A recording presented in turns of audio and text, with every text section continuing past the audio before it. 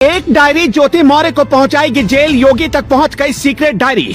लखनऊ से बड़े एक्शन का आदेश, निकल जाएगी एसडीएम साहिबा की अकड़। बेवफा एसडीएम साहिबा के कारनामे सुनकर योगी भी रह गए दंग, बॉयफ्रेंड पर गिरी गाज। पति आलोक मौर्य का भी खुल गया राज, खत्म होगा ज्योति का करियर तो दुबे जी भी नपेंगे। आशिक मनीष दुबे पर रातों रात योगी का जबरदस्त एक्शन, लखनऊ से आया बहुत बड़ा आदेश।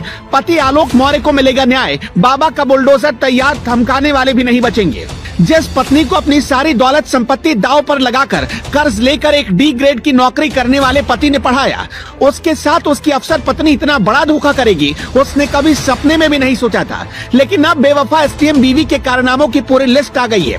वो सीक्रेट डायरी हाथ लग गई है जिसमें हर एक राज दफन है। यूपी के बरेली में तैनात पीसीएस ऑफिसर ज्योति मौर्य एक नए विवाद में फंस गई हैं।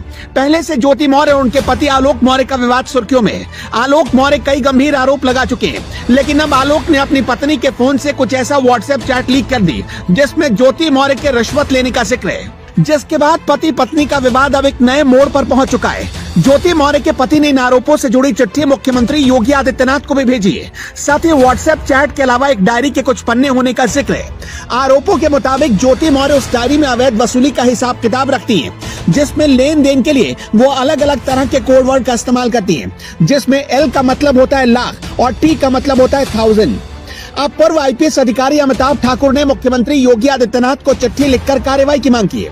वहीं ज्योति मौर्य ने अपने पति आलोक मौर्य पर फोन हैक करने का गंभीर आरोप लगाया और वो तलाक भी लेना चाहती है, जिसके लिए केस भी दायर हो चुका है। लेकिन उस केस के अंजाम तक पहुंचने से पहले ही वो घूसखोरी के आरोपों में घिर गई है, जिसके बाद वो अपने पति के खिलाफ मोबाइल हैक करने का केस दर्ज करा चुकी है।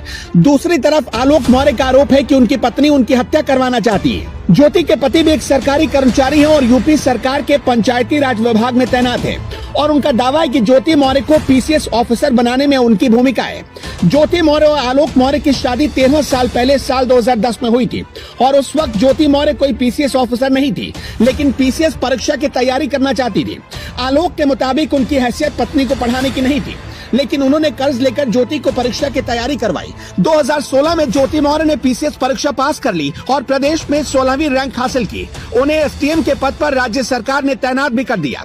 लेकिन आलोक का आरोप है कि एसडीएम बनने के बाद ज्योति के तेवर बदल गए। हालांकि पति और पत्नी का ये केस भी फैमिली कोर्ट में पहुंच चुका है, क्योंकि आरोप सिर्फ आलोक मौर्य ही नहीं लगा रहे, ज्योति भी आलोक पर गंभीर आरोप लगा रही है। ज्योति का आरोप है कि आलोक ने उनसे झूठ बोलकर शादी की थी और शादी के बाद उन्हें आलोक की सच्चाई पता चली। ज्योति के मुताबिक शादी के बाद आलोक एक सफाई कर्मचारी थे और ये बात उन्होंने उनसे और उनके परिवार वालों से छुपा कर रखी थी। इतना ही नहीं, ज्योति के मुताबिक आलोक ने उनसे एक फ्लैट और 50 लाख रुपए की मांग की है। यहाँ तक कि आलोक पर उनके फोन के जासूसी के भी आरोप है।